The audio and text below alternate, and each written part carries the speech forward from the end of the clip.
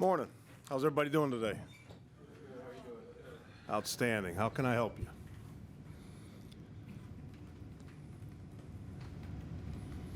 No questions for Coach. All right.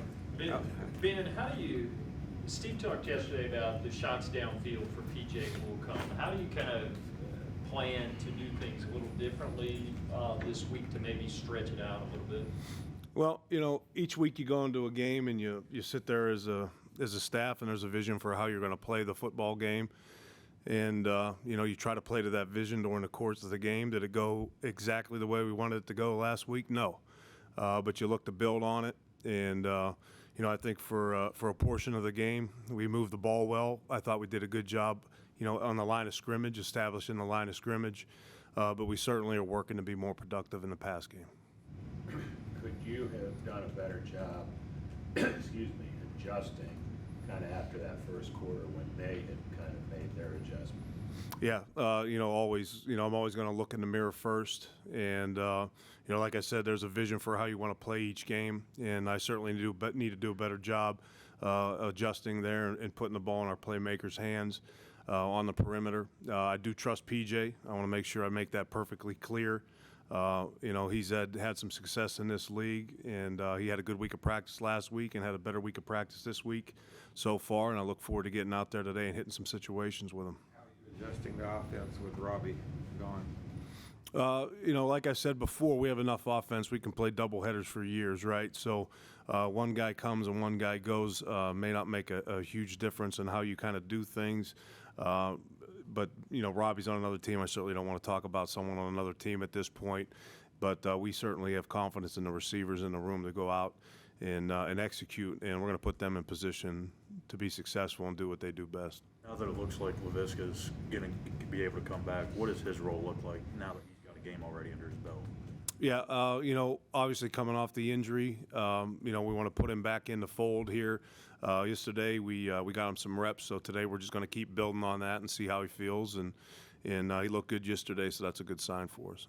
What does he bring to the offense whenever he is on the field that's different versus when he's not available, Laviska? Yeah, he's a big physical presence like we talked about before. He's a receiver, but he can wear some different hats for you. He's a versatile guy.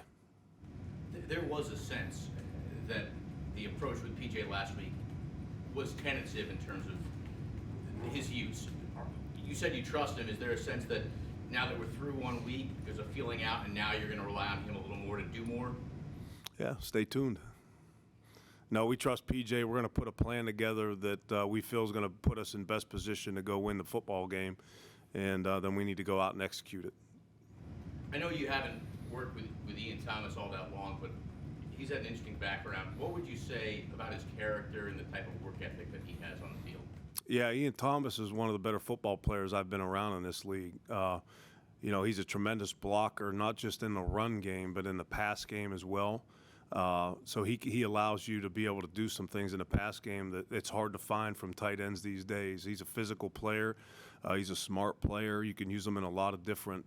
He's got a good toolbox for that position, which is hard to find these days. And he can also contribute to pass game, something that he doesn't get a lot of credit for. But he is a very unique player. We have a lot of confidence in Ian. And, watching his tape coming in early in January and just watching his tape from last year, he was someone that really jumped off the tape to me, just being someone who's coached that position in the past. He's got tremendous body angles and physicality just as a blocker, and he's pretty natural at it. And, he doesn't get probably enough credit. I'm sure he doesn't get enough credit for the type of player that he is and the success that he's had in this league. He's had, both parents died within the year, went to community college. I get the sense he's a guy that always feels he has to prove himself. Do you get that same sense?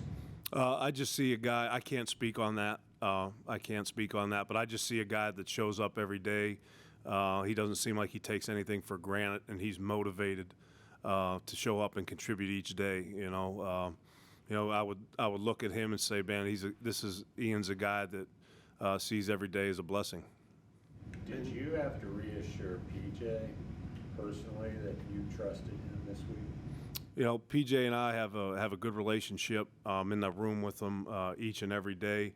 That's a question you can ask PJ. You know, I like to keep all personal conversations personal. It sounded like, you know, that he was a little frustrated that he didn't get more downfield opportunities.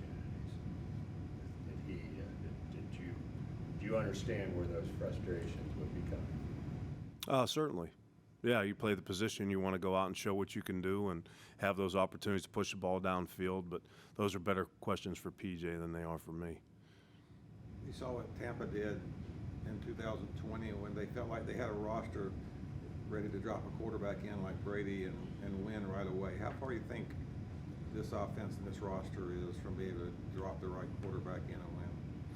You know, I have confidence in our quarterbacks. I'm around these guys every day. Things haven't happened as quickly and gelled as quickly as we'd like them to. That's quite obvious, right? But, you know, I'm not discouraged. I've said that from the beginning. We continue to work.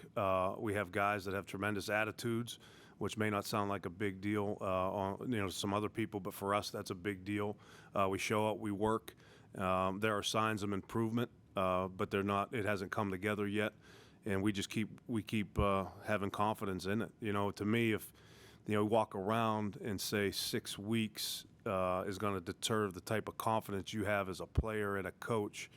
I'm not sure those are the type of people that make it up to this league. I think it takes a lot longer than 6 weeks to deter somebody who makes it up here. And my confidence certainly isn't wavering at all. And I look forward to coming to work every day. And these guys work hard at practice. We worked hard at practice yesterday, and we're going to keep throwing effort at it, and we're going to figure it out. What are you hoping to see from Terrace Marshall sort of turning the corner and becoming more of a bigger piece of this offense right now? Yeah, Terrace is going to get a lot of opportunities moving forward. He made some big plays for us yesterday in practice. He showed a lot of productivity in the OTAs. In training camp, he had an injury that set him back. And, he's a young player, second-year guy, so he's a young player coming in. And when you have those setbacks, it may take you a little bit to get back in the swing of things. But, he's a tremendous talent. He works at it, high-character guy. So we're just going to keep coaching him and giving him opportunities to shine. Sort of regarding those opportunities, without Robbie here, what are you looking for when you evaluate these guys in practice to give them more snaps? What are you looking for to see, like, okay, we trust you, you can go out? Yeah, I mean, just there's only so many guys in the room, right? So they're all going to have opportunities to go out and contribute in practice, and just take a look at it and see how they fit into the plan. You don't just you want to make sure you put guys in position to be successful. So sometimes you have different personnel groups to put them out there in a situation or give them a route or a concept that they have a lot of confidence in as a player. What did you think of Jacob Eason whenever he came in at the end of the game, how he performed in those couple of drives? He was as cool as a cucumber, for someone to come out, to jump in the game and really get his first snaps in this offense, to go out there in that situation right there and to execute the way he executed. We got to take care of the ball, and he understands that. But, he did some good things out there. He showed the game's not too big for him. We all knew he has the arm talent to go out there and do those things. But, he's a confident young man, and he works at it. And you could certainly see that, show up, because he does a lot of his work shows up behind the scenes, right, after practice, before practice, behind the offense when the offense is going, when PJ was working. So he's been working steadily, and it was encouraging to see him go out there and execute with the opportunities he did have. How big was it for him, and I guess really for you too, to see him actually put some game film out there, because for the most time that he's been here, it's just been mental reps really instead of the actual.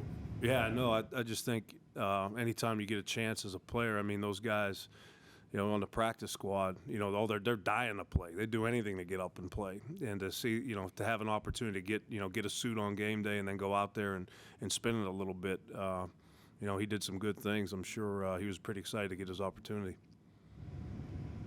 Over, Coach. All right, appreciate it.